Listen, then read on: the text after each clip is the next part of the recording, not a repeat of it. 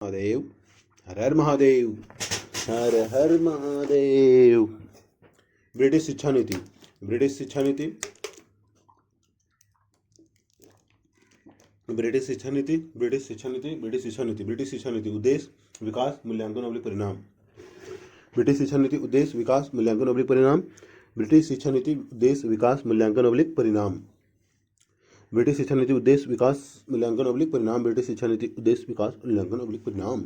विकास आंग्ल प्राच्य विवाद विभिन्न आयोग। विकास आंग्ल प्राच्य विवाद विभिन्न आयोग। विकास आंग्ल प्राच्य विवाद विभिन्न आयोग। विकास आंग्ल प्राच्य विवाद विभिन्न आयोग। विकास आंग्ल प्राच्य विवाद विभिन्न आयोग। विकास आंग्ल प्राच्य विवाद विभिन्न आयोग। आंग्ल प्राच्य विवाद मैकाले प्रिंसेप बंधु। आंग्ल प्राच्य विवाद मैकाले प्रिंसेप बंधु। आंग्ल प्राच्य विवाद मैकाले प्रिंसेप बंधु। आंग्ल प्राच्य विवाद मैकाले प्रिंसेप बंधु। आंग्ल प्राच्य विवाद मैकाले प्रिंसेप बंधु। आंग्ल प्राच्य विवाद मैकाले प्रिंसेप बंधु। आंग्ल प्राच्य विवाद मैकाले प्रिंसेप बंधु। आंग्ल प्राच्य विवाद मैकाले प्रिंसेप बंधु। विषय आधुनिक शिक्षा ऑब्लिक विषय। माध्यम आंग्लवादी अंग्रेजी माध्यम। प्राच्यवादी भारतीय भाषा। विषय आधुनिक शिक्षा ऑब्लिक विषय। माध्यम आंग्लवादी अंग्रेजी माध्यम। प्राच्यवादी भारतीय भाषा। विषय आधुनिक शिक्षा ऑब्लिक विषय। विषय आधुनिक शिक्षा ऑब्लिक विषय। विषय आधुनिक शिक्षा ऑब्लिक विषय। माध्यम आंग्लवादी अंग्रेजी माध्यम। प्राच्यवादी भारतीय भाषा। आंग्लवादी अंग्रेजी माध्यम। प्राच्यवादी भारतीय भाषा। आंग्लवादी अंग्रेजी माध्यम। प्राच्यवादी भारतीय भाषा।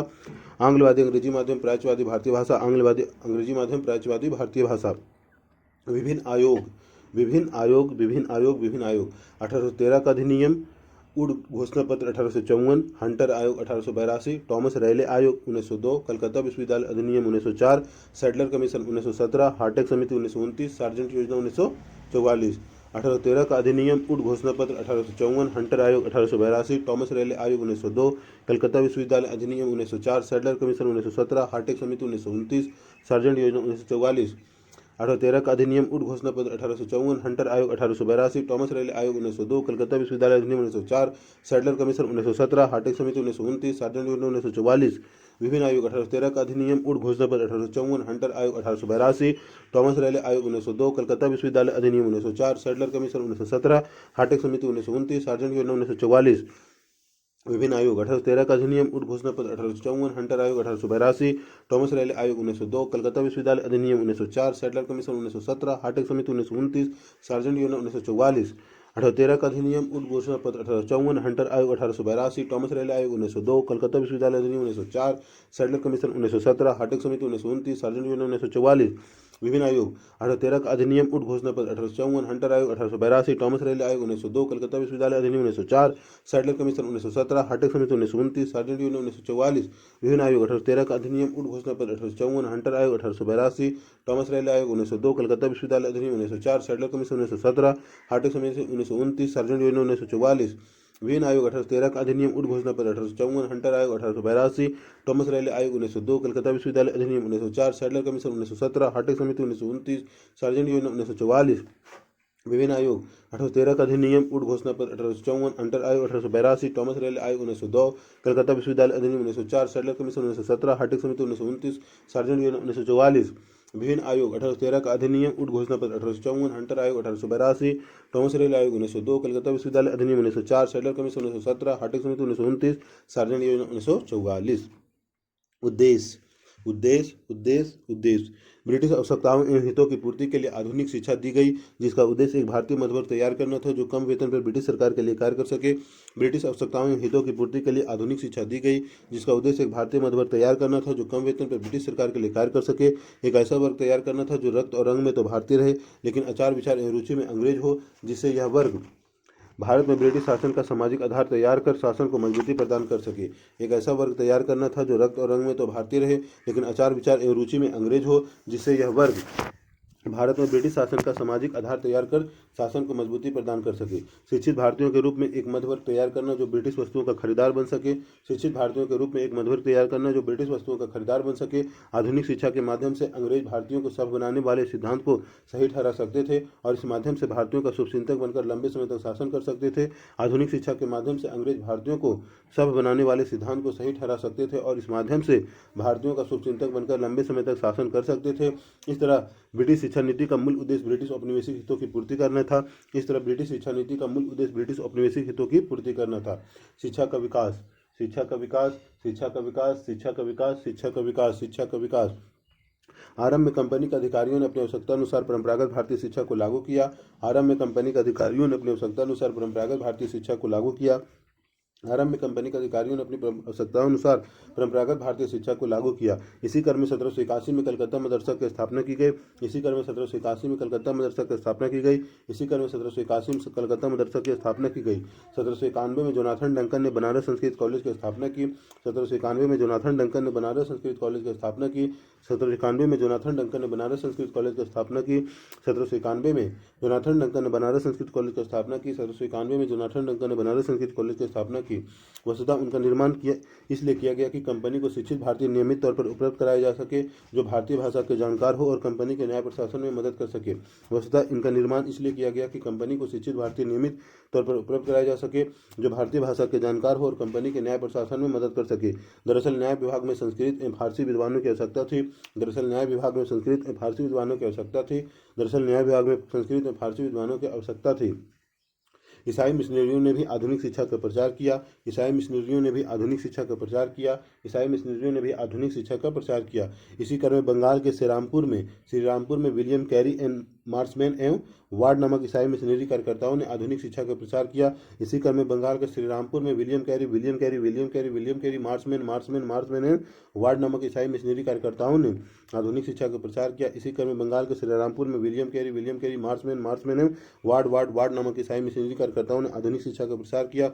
इसी क्रम में बंगाल के श्रीरामपुर में विलियम कैरी मार्समैन वार्ड नामक ईसाई मिशनरी कार्यकर्ताओं ने आधुनिक शिक्षा का प्रसार किया। इसी क्रम में बंगाल के श्रीरामपुर में विलियम कैरी मार्समैन वार्ड नामक ईसाई मिशनरी कार्यकर्ताओं ने आधुनिक शिक्षा का प्रसार किया। इसी क्रम में बंगाल के श्रीरामपुर में विलियम कैरी मार्समैन वार्ड नामक ईसाई मिशनरी कार्यकर्ताओं ने आधुनिक शिक्षा का प्रसार किया। इसी क्रम में बंगाल के श्रीरामपुर में विलियम कैरी मार्समैन वार्ड नामक ईसाई मिशनरी कार्यकर्ताओं ने आधुनिक शिक्षा का प्रसार किया।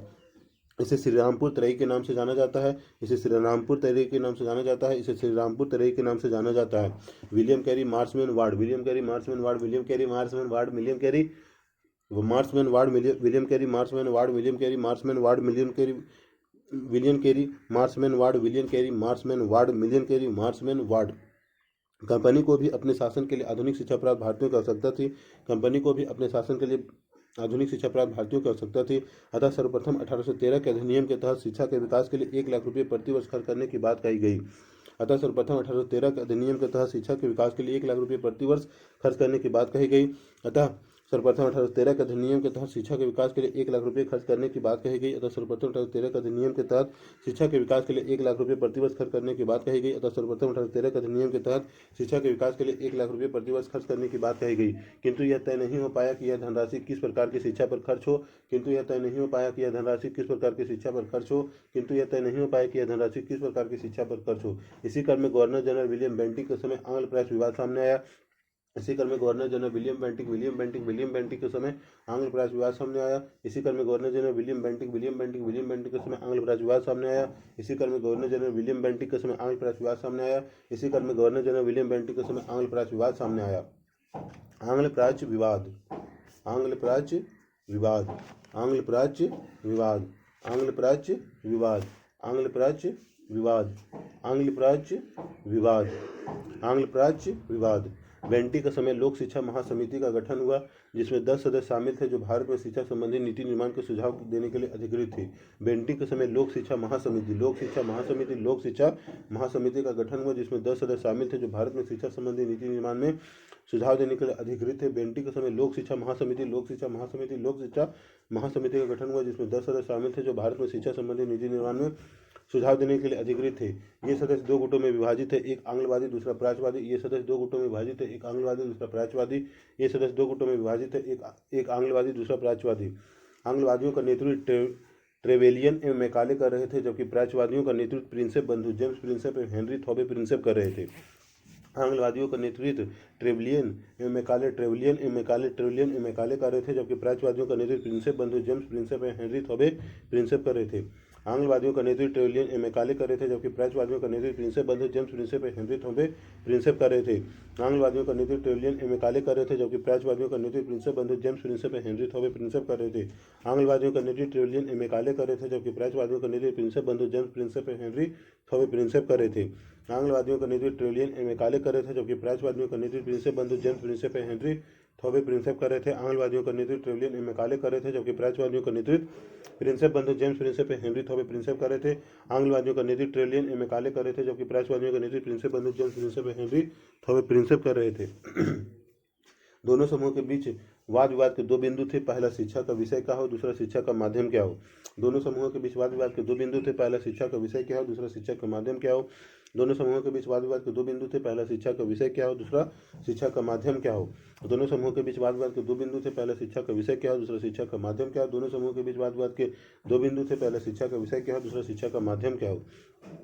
शिक्षा के विषय को लेकर इस बिंदु पर सहमति बनी कि विषय आधुनिक हो, जहां वैज्ञानिक लौकिक विषयों की शिक्षा दी जाए, किंतु शिक्षा के माध्यम अर्थात भाषा को लेकर मतभेद बना रहा।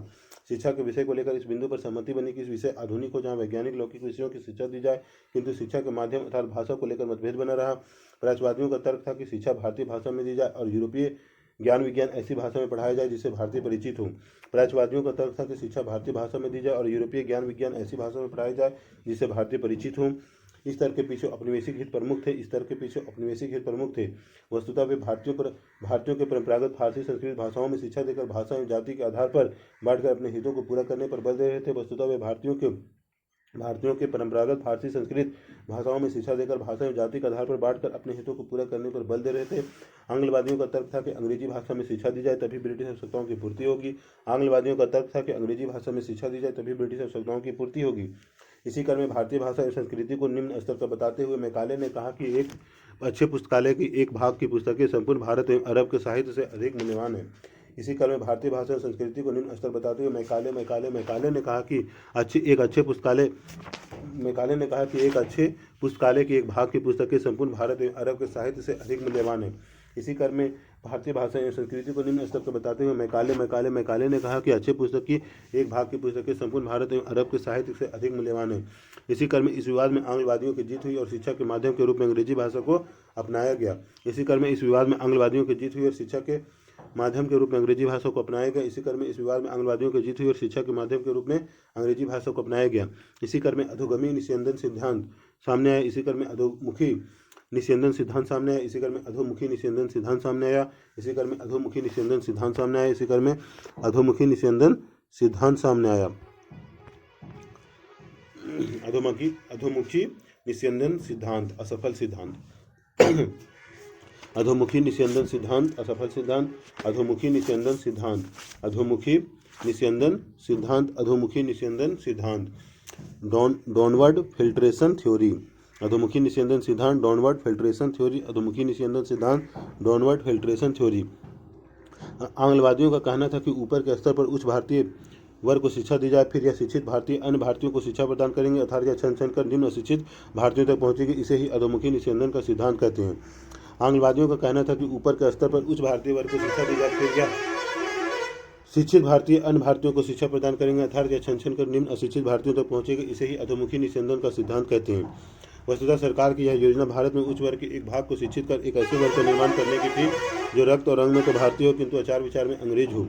वस्तुतः सरकार की यह योजना भारत में उच्च वर्ग के एक भाग को शिक्षित कर ऐसे वर्ग का निर्माण करना था जो रक्त और रंग में तो भारतीय हो किंतु आचार विचार में अंग्रेज हो। यह वर्ग सरकार एवं जनसाधारण के बीच द्विभाषीय की भूमिका निभा सके और ब्रिटिश निर्मित वस्तुओं को प्रोत्साहन कर सके। यह वर्ग सरकार एवं जनसाधारण के बीच द्विभाषीय की भूमिका निभा सके और ब्रिटिश निर्मित वस्तुओं को प्रोत्साहित कर सके, किंतु यह शिक्षा नीति असफल रही क्योंकि अंग्रेजी शिक्षा प्राप्त व्यक्ति सरकारी पद प्राप्त करके अपने कार्यों में लग गए और अन्य भारतीयों को शिक्षित करने का विशेष प्रयास नहीं कर सके। किंतु यह शिक्षा नीति असफल रही क्योंकि अंग्रेजी शिक्षा प्राप्त व्यक्ति सरकारी पद प्राप्त करके अपने कार्यों में लग गए और अन्य भारतीयों को शिक्षित करने का विशेष प्रयास नहीं कर सके। इतना ही नहीं, इस शिक्षा नीति से देशी विश्वविद्यालयों की अवहेलना हुई और सार्वजनिक शिक्षा की अवधारणा को क्षति पहुंची। इतना ही नहीं, इस शिक्षा नीति से देशी विद्यालयों की अवहेलना हुई और सार्वजनिक शिक्षा की अवधारणा को क्षति पहुंची। इतना ही नहीं, इस शिक्षा नीति से देशी विद्यालयों की अवहेलना हुई और सार्वजनिक शिक्षा की अवधारणा को क्षति पहुंची। दरअसल इस सिद्धांत में शिक्षा का दायित्व सरकार ने स्वयं से हटाकर अन्य भारतीयों पर आरोपित कर दिया जो भारतीय शासन में स्वयं से शासित हो रहा था। दरअसल इस सिद्धांत में शिक्षा का दायित्व सरकार ने स्वयं से हटाकर अन्य भारतीयों पर आरोपित कर दिया जो भारतीय शासन में स्वयं शासित हो रहा था। ब्रिटिश शिक्षा नीति का मूल्यांकन ब्रिटिश शिक्षा नीति का मूल्यांकन ब्रिटिश शिक्षा नीति का मूल्यांकन ब्रिटिश शिक्षा नीति का मूल्यांकन ब्रिटिश शिक्षा नीति का मूल्यांकन सकारात्मक पक्ष सकारात्मक पक्ष सकारात्मक पक्ष सकारात्मक पक्ष ब्रिटिश शिक्षा नीति एक आधुनिक शिक्षित भारतीय मध्य वर्ग के उदय को संभव बनाया, जिसने ब्रिटिश औपनिवेशिक आर्थिक नीति की समीक्षा प्रस्तुत करके उसके औपनिवेशिक चेहरों को उजागर कर दिया और भारतीय राष्ट्रवाद को नेतृत्व प्रदान किया। ब्रिटिश शिक्षा नीति ने एक आधुनिक शिक्षित भारतीय मध्य वर्ग के उदय को संभव बनाया, जिसने ब्रिटिश औपनिवेशिक आर्थिक नीति की समीक्षा प्रस्तुत कर उसके औपनिवेशिक चेहरों को उजागर कर दिया और भारतीय राष्ट्रवाद को नेतृत्व प्रदान किया। ब्रिटिश शिक्षा नीति ने आधुनिक विषय एवं विचारों को लोकप्रिय बनाया। ब्रिटिश शिक्षा नीति ने आधुनिक विषय एवं विचारों को लोकप्रिय बनाया। जनतंत्र, स्वतंत्रता, मानवाधिकार जैसे प्रगतिशील अवधारणाओं से भारतीय परिचित हुए और इसकी प्राप्ति के लिए एकजुट हुए। जनतंत्र, स्वतंत्रता, मानवाधिकार जैसे प्रगतिशील अवधारणाओं से भारतीय परिचित हुए और इसकी प्राप्ति के लिए एकजुट हुए। जनतंत्र, स्वतंत्रता, मानवाधिकार जैसे प्रगतिशील अवधारणाओं से भारतीय परिचित हुए और इसकी प्राप्ति के लिए एकजुट हुए। शिक्षित भारतीयों ने समाज में मौजूद अंधविश्वास, छुआछूत, धार्मिक कर्मकांड जैसी कुरीतियों को दूर करने का प्रयास किया। शिक्षित भारतीयों ने समाज में मौजूद अंधविश्वास, छुआछूत, धार्मिक कर्मकांड जैसी कुरीतियों को दूर करने का प्रयास किया। शिक्षित भारतीयों ने समाज में मौजूद अंधविश्वास, छुआछूत, धार्मिक कर्मकांड जैसी कुरीतियों को दूर करने का प्रयास किया।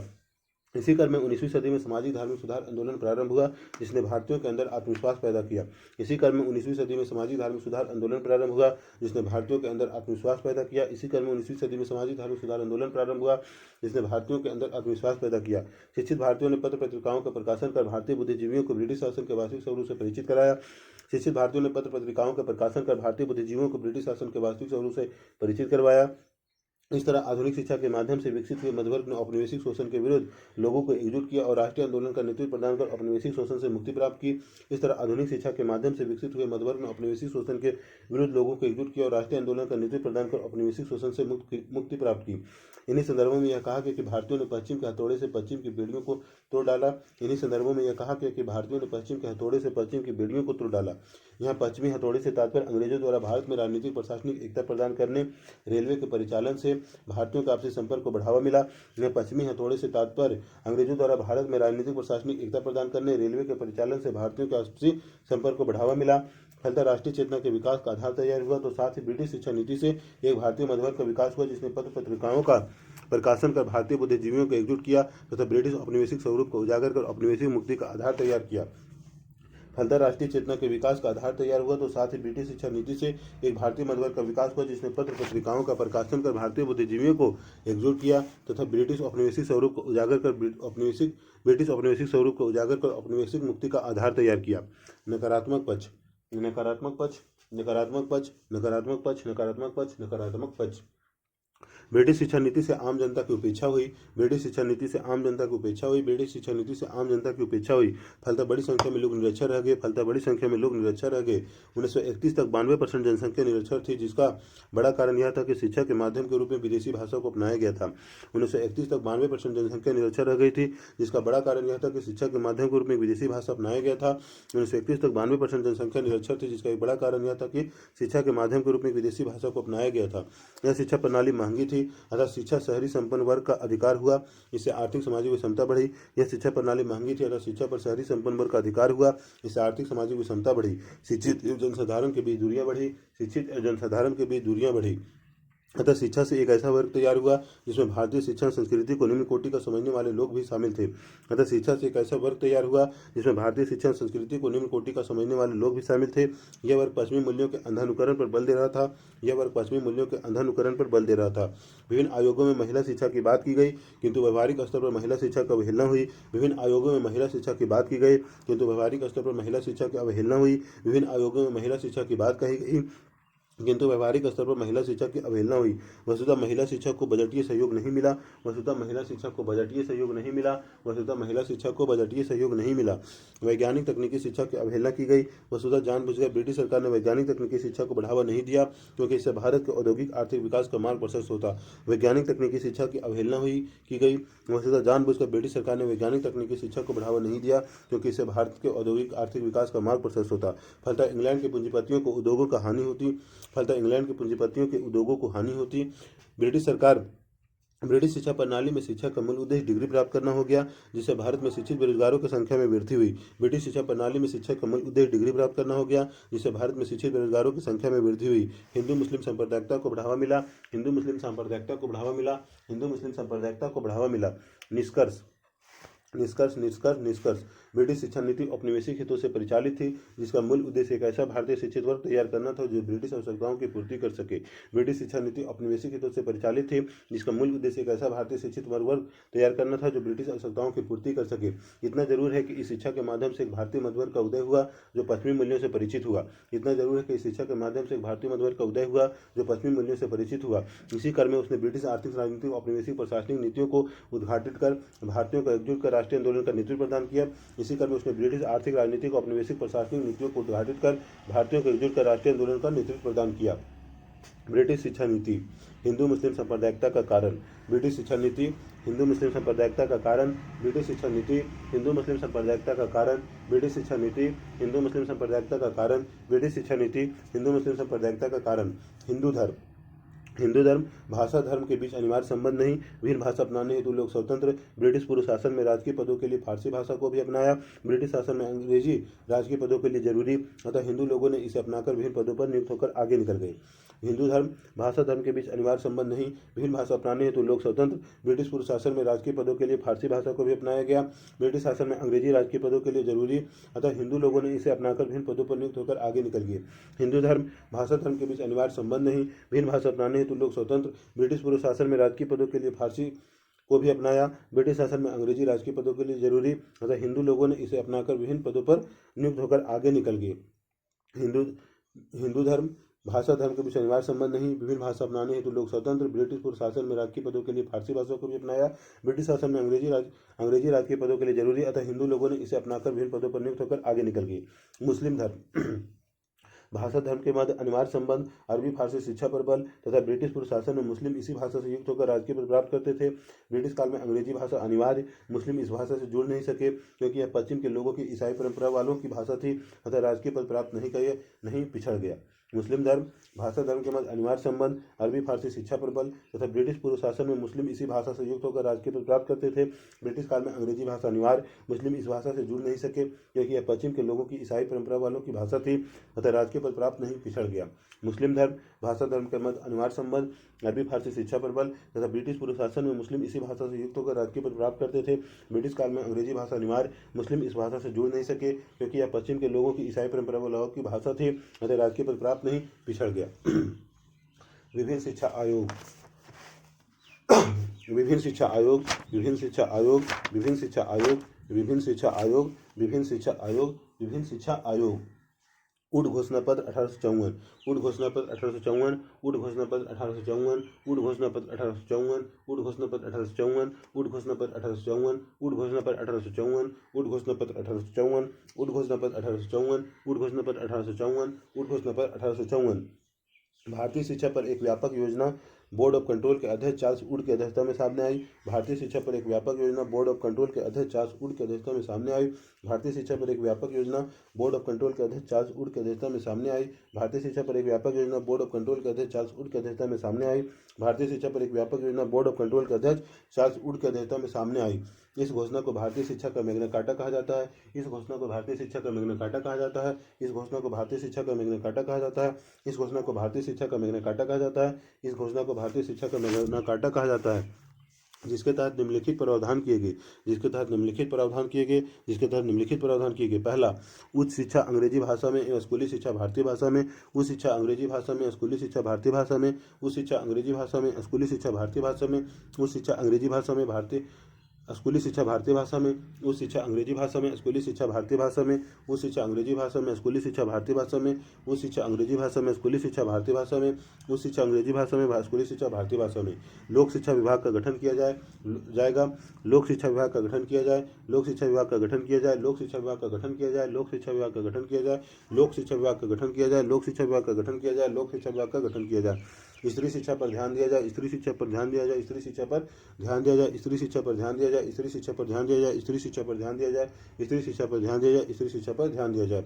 उड घोषणा पत्र में कहा गया कि लंदन विश्वविद्यालय के अनुरूप भारत में विश्वविद्यालय का निर्माण किया जाए। उड घोषणा पत्र में कहा गया कि लंदन विश्वविद्यालय के अनुरूप भारत में विश्वविद्यालय का निर्माण किया जाए।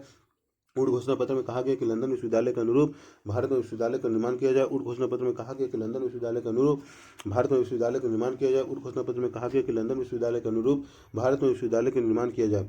इसी क्रम में 1857 में कलकत्ता, बम्बई एवं मद्रास में विश्वविद्यालय का निर्माण हुआ। इसी क्रम में 1857 में कलकत्ता, बम्बई एवं मद्रास में विश्वविद्यालय का निर्माण हुआ। इसी क्रम में 1857 में कलकत्ता, बम्बई एवं मद्रास में विश्वविद्यालय का निर्माण हुआ। इसी क्रम में 1857 में कलकत्ता, बम्बई एवं मद्रास में विश्वविद्यालय का निर्माण हुआ। इसी क्रम में 1857 में कलकत्ता, बम्बई एवं मद्रास में विश्वविद्यालय का निर्माण हुआ। हंटर आयोग, हंटर आयोग, हंटर आयोग, हंटर आयोग, हंटर आयोग, हंटर आयोग, हंटर आयोग, हंटर आयोग, हंटर आयोग, हंटर आयोग, हंटर आयोग, हंटर आयोग। 1882 में विलियम हंटर की अध्यक्षता में शिक्षा आयोग का गठन हुआ, जिसमें ब्रिटिश सदस्यों के साथ 8 भारतीय सदस्य भी थे। 1882 में विलियम हंटर की अध्यक्षता में शिक्षा आयोग का गठन हुआ, जिसमें ब्रिटिश सदस्यों के साथ 8 भारतीय सदस्य भी थे। 1882 में विलियम हंटर की अध्यक्षता में शिक्षा आयोग का गठन हुआ, जिसमें ब्रिटिश सदस्यों के साथ 8 भारतीय सदस्य भी थे। 1882 में विलियम हंटर की अध्यक्षता में शिक्षा आयोग का गठन हुआ, जिसमें ब्रिटिश सदस्यों के साथ 8 भारतीय सदस्य भी थे। 1882 में विलियम हंटर की अध्यक्षता में शिक्षा आयोग का गठन हुआ, जिसमें ब्रिटिश सदस्यों के साथ 8 भारतीय सदस्य भी थे। हंटर आयोग ने प्राथमिक शिक्षा में सुधार और विकास पर ध्यान देने की बात कही। हंटर आयोग ने प्राथमिक शिक्षा में सुधार और विकास पर ध्यान देने की बात कही। हंटर आयोग ने प्राथमिक शिक्षा में सुधार और विकास पर ध्यान देने की बात कही। हंटर आयोग ने प्राथमिक शिक्षा में सुधार और विकास पर ध्यान देने की बात कही। हंटर आयोग ने प्राथमिक शिक्षा में सुधार और विकास पर ध्यान देने की बात कही गई। प्राथमिक शिक्षा की भाषा स्थानीय भाषा होनी चाहिए। प्राथमिक शिक्षा की भाषा स्थानीय भाषा होनी चाहिए। प्राथमिक शिक्षा की भाषा स्थानीय भाषा होनी चाहिए। प्राथमिक शिक्षा की भाषा स्थानीय भाषा होनी चाहिए। प्राथमिक शिक्षा की भाषा स्थानीय भाषा होनी चाहिए। शिक्षा प्रदान करने हेतु निजी विद्यालयों को बढ़ावा देना चाहिए। शिक्षा प्रदान करने हेतु निजी विद्यालयों को बढ़ावा देनी चाहिए। शिक्षा प्रदान करने हेतु निजी विद्यालयों को बढ़ावा देना चाहिए। शिक्षा प्रदान करने हेतु निजी विद्यालयों को बढ़ावा देना चाहिए। शिक्षा प्रदान करने हेतु निजी विद्यालयों को बढ़ावा देना चाहिए। साहित्यिक शिक्षा के साथ साथ व्यावसायिक शिक्षा दी जाए। साहित्यिक शिक्षा के साथ साथ व्यावसायिक शिक्षा दी जाए। साहित्यिक शिक्षा के साथ साथ व्यावसायिक शिक्षा दी जाए। साहित्यिक शिक्षा के साथ साथ व्यावसायिक शिक्षा दी जाए। साहित्यिक शिक्षा के साथ साथ व्यावसायिक शिक्षा दी जाए। टॉमस रैले आयोग 1902। टॉमस रैले आयोग 1902। टॉमस रैले आयोग 1902। टॉमस रैले आयोग 1902। टॉमस रैले आयोग 1902। टॉमस रैले आयोग 1902। टॉमस रैले आयोग 1902। टॉमस रैले आयोग 1902। टॉमस रैले आयोग 1902। टॉमस रैले आयोग 1902। टॉमस रैले आयोग 1902। वायसराय कर्जन ने 1902 में टॉमस रैले आयोग की अध्यक्षता में एक आयोग का गठन किया, जिसका उद्देश्य भारतीय विश्वविद्यालय की स्थिति का आकलन करना था। वायसराय कर्जन ने 1902 में टॉमस रैले की अध्यक्षता में एक आयोग का गठन किया, जिसका उद्देश्य भारतीय विश्वविद्यालय की स्थिति का आकलन करना था। वायसराय कर्जन ने 1902 में टॉमस रैले की अध्यक्षता में एक आयोग का गठन किया, जिसका उद्देश्य भारतीय विश्वविद्यालय की स्थिति का आकलन करना था। वायसराय कर्जन ने 1902 में टॉमस रैले की अध्यक्षता में एक आयोग का गठन किया, जिसका उद्देश्य भारतीय विश्वविद्यालय की स्थिति का आकलन करना था। वायसराय कर्जन ने 1902 में टॉमस रैले की अध्यक्षता में एक आयोग का गठन किया, जिसका उद्देश्य भारतीय विश्वविद्यालय की स्थिति का आकलन करना था। इस आयोग के सदस्यों में भारतीय सदस्य सैयद हुसैन बिलग्रामी एवं गुरुदत्त बनर्जी शामिल थे। इस आयोग के सदस्यों में भारतीय सदस्य सैयद हुसैन बिलग्रामी, सैयद हुसैन बिलग्रामी, सैयद हुसैन बिलग्रामी, सैयद हुसैन बिलग्रामी, सैयद हुसैन बिलग्रामी एवं गुरुदत्त बनर्जी, गुरुदत्त बनर्जी, गुरुदत्त बनर्जी, गुरुदत्त बनर्जी, गुरुदत्त बनर्जी शामिल थे। इस आयोग के सदस्यों में भारतीय सदस्य में सैयद हुसैन बिलग्रामी, सैयद हुसैन बिलग्रामी, सैयद हुसैन बिलग्रामी, सैयद हुसैन बिलग्रामी, सैयद हुसैन बिलग्रामी एवं गुरुदत्त बनर्जी, गुरुदत्त बनर्जी, गुरुदत्त बनर्जी, गुरुदत्त बनर्जी, गुरुदत्त बनर्जी शामिल थे।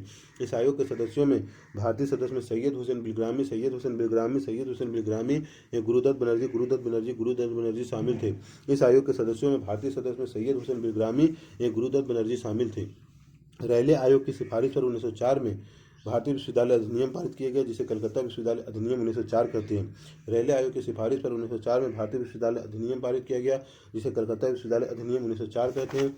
रैले आयोग की सिफारिश पर 1904 में भारतीय विश्वविद्यालय अधिनियम पारित किया गया, जिसे कलकत्ता विश्वविद्यालय अधिनियम 1904 कहते हैं। रैले आयोग की सिफारिश पर 1904 में भारतीय विश्वविद्यालय अधिनियम पारित किया गया, जिसे कलकत्ता विश्वविद्यालय अधिनियम 1904 कहते हैं। रैले आयोग की सिफारिश पर 1904 में भारतीय विश्वविद्यालय अधिनियम पारित किया गया, जिसे कलकत्ता विश्वविद्यालय अधिनियम 1904 कहते हैं। इसके तहत विश्वविद्यालय में सरकारी नियंत्रण बढ़ा दिया गया। इसके तहत विश्वविद्यालय में सरकारी नियंत्रण बढ़ा दिया गया। इसके तहत विश्वविद्यालय में सरकारी नियंत्रण बढ़ा दिया गया। इसके तहत विश्वविद्यालय में सरकारी नियंत्रण बढ़ा दिया गया। इसके तहत विश्वविद्यालय में सरकारी नियंत्रण बढ़ा दिया गया। शिक्षा नीति पर सरकारी प्रस्ताव 1913। शिक्षा नीति पर सरकारी प्रस्ताव 1913। शिक्षा नीति पर सरकारी प्रस्ताव 1913। शिक्षा नीति पर सरकारी प्रस्ताव 1913। शिक्षा नीति पर सरकारी प्रस्ताव 1913। शिक्षा नीति पर सरकारी प्रस्ताव 1913। शिक्षा नीति पर सरकारी प्रस्ताव 1913। शिक्षा नीति पर सरकारी प्रस्ताव 1913। शिक्षा नीति पर सरकारी प्रस्ताव 1913। शिक्षा नीति पर सरकारी प्रस्ताव 1913। शिक्षा नीति पर सरकारी प्रस्ताव 1913। शिक्षा नीति पर सरकारी प्रस्ताव 1913। 1906 में जब बड़ौदा रियासत में निःशुल्क एवं अनिवार्य प्राथमिक शिक्षा आरंभ की गई, तब राष्ट्रवादी नेताओं ने ब्रिटिश सरकार से ऐसी ही नीति लागू करने की मांग की। इसी क्रम में गोपाल कृष्ण गोखले ने विधायिका में अनिवार्य एवं निःशुल्क प्राथमिक शिक्षा लागू करने की मांग की। 1906 में जब बड़ौदा रियासत में निःशुल्क एवं अनिवार्य प्राथमिक शिक्षा आरंभ की गई, तब राष्ट्रवादी नेताओं ने ब्रिटिश सरकार से ऐसे ही नीति लागू करने की मांग की। इसी क्रम में गोपाल कृष्ण गोखले ने विधायिका में अनिवार्य एवं निःशुल्क प्राथमिक शिक्षा लागू करने की मांग की। 1906 में जब बड़ौदा रियासत में निःशुल्क एवं अनिवार्य प्राथमिक शिक्षा आरंभ की गई, तब राष्ट्रवादी नेताओं ने ब्रिटिश सरकार से ऐसी ही नीति लागू करने की मांग की। इसी क्रम में गोपाल कृष्ण गोखले ने विधायिका में अनिवार्य निःशुल्क प्राथमिक शिक्षा लागू करने की मांग की। 1906 में जब बड़ौदा रियासत में निःशुल्क अनिवार्य प्राथमिक शिक्षा आरंभ की गई, तब राष्ट्रवादी नेताओं ने ब्रिटिश सरकार से ऐसी नीति लागू करने की मांग की। इसी क्रम में गोपाल कृष्ण गोखले ने विधायिका में अनिवार्य एवं निःशुल्क प्राथमिक शिक्षा लागू करने की मांग की। 1906 में जब बड़ौदा रियासत में निःशुल्क अनिवार्य प्राथमिक शिक्षा आरंभ की गई, तब राष्ट्रवादी नेताओं ने ब्रिटिश सरकार से ऐसी नीति लागू करने की मांग की। इसी क्रम में गोपाल कृष्ण गोखले ने विधायिका में अनिवार्य एवं निःशुल्क प्राथमिक शिक्षा लागू करने की मांग की। अतः ब्रिटिश सरकार ने 1913 में शिक्षा नीति पर सरकारी प्रस्ताव जारी किया, जिसमें अनिवार्य निःशुल्क शिक्षा की मांग को स्वीकार नहीं किया गया। अतः ब्रिटिश सरकार ने 1913 में शिक्षा नीति पर सरकारी प्रस्ताव जारी किया, जिसमें अनिवार्य निःशुल्क शिक्षा की मांग को स्वीकार नहीं किया गया। अतः ब्रिटिश सरकार ने 1913 में शिक्षा नीति पर सरकारी प्रस्ताव जारी किया, जिसमें निःशुल्क अनिवार्य शिक्षा की मांग को स्वीकार नहीं किया गया। तो ब्रिटिश सरकार ने 1913 में शिक्षा नीति पर सरकारी प्रस्ताव जारी किया, जिसमें अनिवार्य एवं निःशुल्क शिक्षा की मांग को स्वीकार नहीं किया गया। अतः ब्रिटिश सरकार ने 1913 में शिक्षा नीति पर सरकारी प्रस्ताव जारी किया, जिसमें अनिवार्य निःशुल्क शिक्षा की मांग को स्वीकार नहीं किया गया। क्योंकि निरक्षरता समाप्त करने की नीति बनाई गई, साथ ही प्रत्येक प्रांत में एक एक विश्वविद्यालय स्थापित करने की बात की गई। किंतु निरक्षरता समाप्त करने की नीति बनाई गई, साथ ही प्रत्येक प्रांत में एक एक विश्वविद्यालय स्थापित करने की बात कही गई। किंतु निरक्षरता समाप्त करने की नीति अपनाई गई, साथ ही प्रत्येक प्रांत में एक एक विश्वविद्यालय स्थापित करने की बात कही गई। किंतु निरक्षरता समाप्त करने की नीति बनाई गई, साथ ही प्रत्येक प्रांत में एक एक विश्वविद्यालय स्थापित करने की बात कही गई। किंतु निरक्षरता समाप्त करने की नीति बनाई गई, साथ ही प्रत्येक प्रांत में एक एक विश्वविद्यालय स्थापित करने की बात कही गई। सैडलर आयोग 1917 सैडलर आयोग 1917 सैडलर आयोग 1917 सैडलर आयोग 1917 सैडलर आयोग 1917 सैडलर आयोग 1917 सैडलर आयोग 1917 सैडलर आयोग 1917 सैडलर आयोग 1917 सैडलर आयोग 1917 सैडलर आयोग 1917 1917 में कलकत्ता विश्वविद्यालय की समस्याओं के अध्ययन हेतु सैडलर की अध्यक्षता में एक आयोग का गठन हुआ।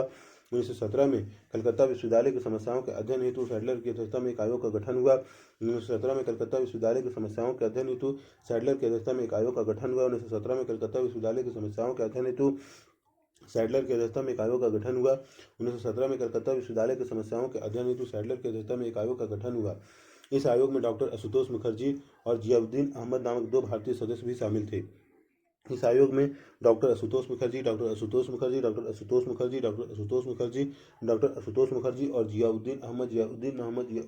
जियाउद्दीन अहमद नामक दो भारतीय सदस्य भी थे। इस आयोग में डॉक्टर आशुतोष मुखर्जी और जियाउद्दीन अहमद नामक दो भारतीय सदस्य भी थे। इस आयोग में डॉक्टर आशुतोष मुखर्जी और जियाउद्दीन अहमद नामक दो भारतीय सदस्य भी थे। इस आयोग में डॉक्टर आशुतोष मुखर्जी और जियाउद्दीन अहमद नामक दो भारतीय सदस्य भी थे। इस आयोग ने कलकत्ता विश्वविद्यालय अधिनियम 1904 की आलोचना की। इस आयोग ने कलकत्ता विश्वविद्यालय अधिनियम 1904 की आलोचना की। इस आयोग ने कलकत्ता विश्वविद्यालय अधिनियम 1904 की आलोचना की। इस आयोग ने कलकत्ता विश्वविद्यालय अधिनियम 1904 की आलोचना की। इस आयोग ने कलकत्ता विश्वविद्यालय अधिनियम 1904 की आलोचना की। सैडलर आयोग की सिफारिश निम्नलिखित थी। सैडलर आयोग की सिफारिश निम्नलिखित थी। पहला, विद्यालय स्तर की शिक्षा 12 वर्ष के लिए हो, तत्पश्चात विश्वविद्यालय में प्रवेश मिलना चाहिए। विद्यालय स्तर की शिक्षा 12 वर्ष के लिए हो, तत्पश्चात विश्वविद्यालय में प्रवेश मिलना चाहिए। विद्यालय स्तर की शिक्षा 12 वर्ष के लिए हो, तत्पश्चात विश्वविद्यालय में प्रवेश मिलना चाहिए। विद्यालय स्तर की शिक्षा 12 वर्ष के लिए हो, तत्पश्चात विश्वविद्यालय में प्रवेश मिलना चाहिए। विद्यालय स्तर की शिक्षा 12 वर्ष के लिए हो, तत्पश्चात विश्वविद्यालय में प्रवेश मिलना चाहिए। दूसरा, स्नातक की उपाधि के लिए त्रिवर्षीय पाठ्यक्रम होना चाहिए।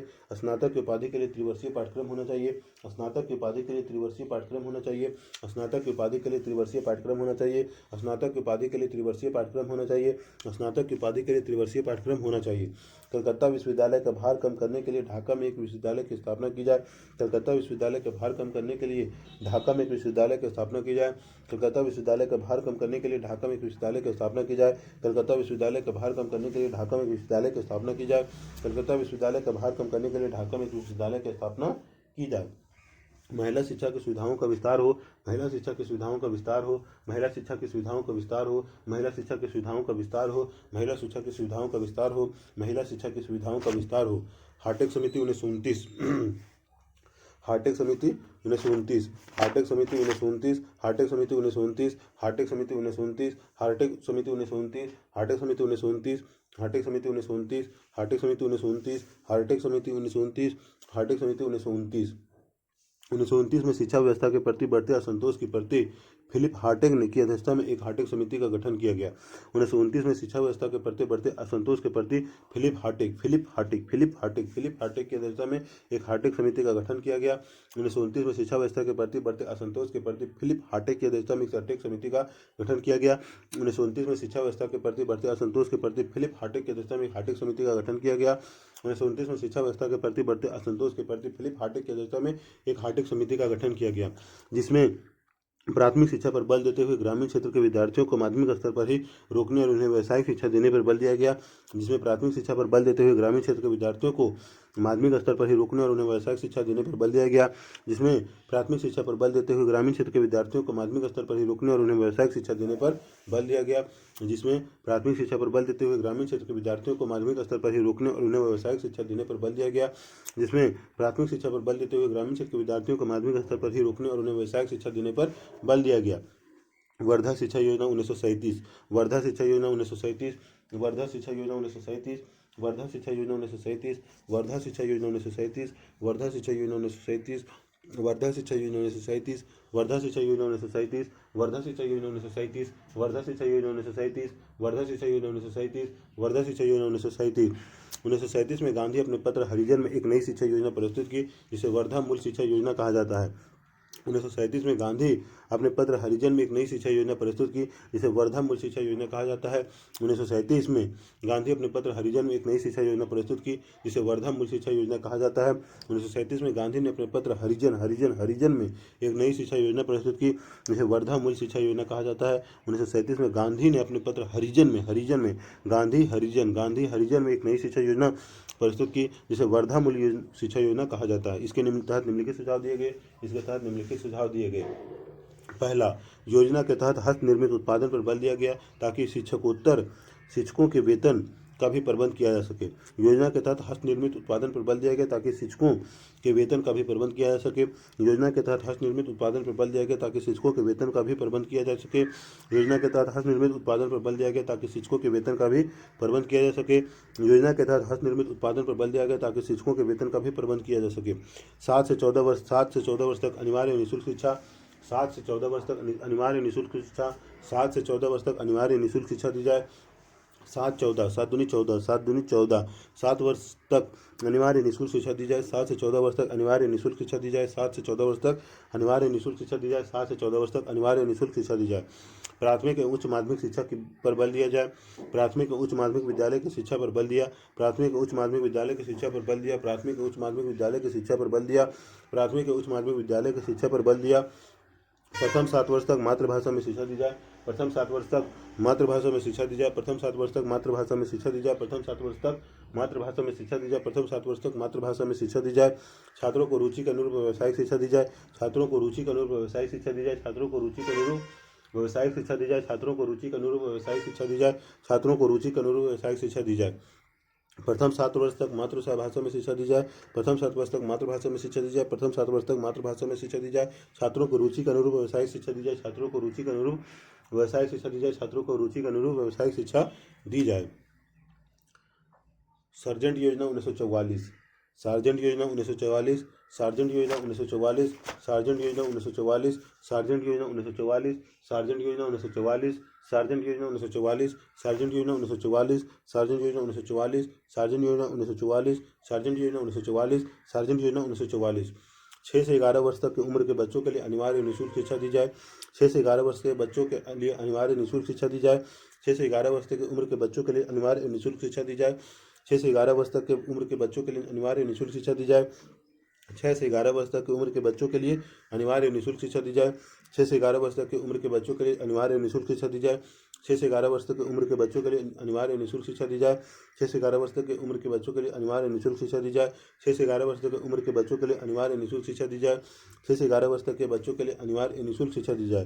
प्राथमिक एवं उच्च विद्यालय स्थापित किए जाए। प्राथमिक एवं उच्च विद्यालय स्थापित किया जाए, प्राथमिक एवं उच्च विद्यालय स्थापित किया जाए, प्राथमिक एवं उच्च विद्यालय स्थापित किया जाए, प्राथमिक एवं उच्च विद्यालय स्थापित किया जाए। इंटरमीडिएट विद्यालय की श्रेणी को समाप्त किया जाए, इंटरमीडिएट विद्यालय की श्रेणी को समाप्त किया जाए, इंटरमीडिएट विद्यालय की श्रेणी को समाप्त किया जाए, इंटरमीडिएट विद्यालय की श्रेणी को समाप्त किया जाए, इंटरमीडिएट विद्यालय की श्रेणी को समाप्त किया जाए। वर्धा योजना 7 से 14 वर्ष, सर्जेंट योजना 6 से 11 वर्ष। वर्धा योजना 7 से 14 वर्ष, सर्जेंट योजना 6 से 11 वर्ष। वर्धा योजना 7 से 14 वर्ष, सर्जेंट योजना 6 से 11 वर्ष। वर्धा योजना 7 से 14 वर्ष, सर्जेंट योजना 6 से 11 वर्ष। वर्धा योजना 7 से 14 वर्ष, सर्जेंट योजना 6 से 11 वर्ष। वर्धा योजना 7 से 14 वर्ष, सर्जेंट योजना 6 से 11 वर्ष। वर्धा योजना 7 से 14 वर्ष और सर्जेंट योजना 6 से 11 वर्ष। आज़ादी के पश्चात शिक्षा का विकास, आज़ादी के पश्चात शिक्षा का विकास, आज़ादी के पश्चात शिक्षा का विकास, आज़ादी के पश्चात शिक्षा का विकास, आज़ादी के पश्चात शिक्षा का विकास, आज़ादी के पश्चात शिक्षा का विकास। 1948 में राधाकृष्णन की अध्यक्षता में एक आयोग का गठन हुआ जिसे विश्वविद्यालय शिक्षा पर अपनी सिफारिश देनी थी। 1948 में राधाकृष्णन की अध्यक्षता में एक आयोग का गठन हुआ जिसे विश्वविद्यालय शिक्षा पर अपनी सिफारिश देनी थी। 1948 में राधाकृष्णन की अध्यक्षता में एक आयोग का गठन हुआ जिसे विश्वविद्यालय शिक्षा पर अपनी सिफारिश देनी थी। 1948 में राधाकृष्णन की अध्यक्षता में एक आयोग का गठन हुआ जिसे विश्वविद्यालय शिक्षा पर अपनी सिफारिश देनी थी। इसी सिफारिश पर 1953 में विश्वविद्यालय अनुदान आयोग का गठन हुआ। इसी सिफारिश पर 1953 में विश्वविद्यालय अनुदान आयोग का गठन हुआ। इसी सिफारिश पर 1953 में विश्वविद्यालय अनुदान आयोग का गठन हुआ। इसी सिफारिश पर 1953 में विश्वविद्यालय अनुदान आयोग का गठन हुआ। इसी सिफारिश पर 1953 में विश्वविद्यालय अनुदान आयोग का गठन हुआ। प्रथम राष्ट्रीय शिक्षा नीति 1968 में निर्मित हुई। प्रथम राष्ट्रीय शिक्षा नीति 1968 में निर्मित हुई। प्रथम राष्ट्रीय शिक्षा नीति 1968 में निर्मित हुई। प्रथम राष्ट्रीय शिक्षा नीति 1968 में निर्मित हुई। प्रथम राष्ट्रीय शिक्षा नीति 1968 में निर्मित हुई। शिक्षा समवर्ती सूची में 1976 में शामिल की गई। शिक्षा समवर्ती सूची में 1976 में शामिल की गई। शिक्षा समवर्ती सूची में 1976 में शामिल की गई। शिक्षा समवर्ती सूची में 1976 में शामिल की गई। शिक्षा समवर्ती सूची में 1976 में शामिल की गई। शिक्षा को 2002 में मौलिक अधिकार के रूप में मान्यता दी गई। शिक्षा को 2002 में मौलिक अधिकार के रूप में मान्यता दी गई। शिक्षा को 2002 में मौलिक अधिकार के रूप में मान्यता दी गई। शिक्षा को 2002 में मौलिक अधिकार के रूप में मान्यता दी गई। शिक्षा को 2002 में मौलिक अधिकार के रूप में मान्यता दी गई। आगे चलकर 2010 में शिक्षा का अधिकार अधिनियम पारित हुआ। आगे चलकर 2010 में शिक्षा का अधिकार अधिनियम पारित हुआ। आगे चलकर 2010 में शिक्षा का अधिकार अधिनियम पारित हुआ। आगे चलकर 2010 में शिक्षा का अधिकार अधिनियम पारित हुआ। आगे चलकर 2010 में शिक्षा का अधिकार अधिनियम पारित हुआ। हर हर महादेव।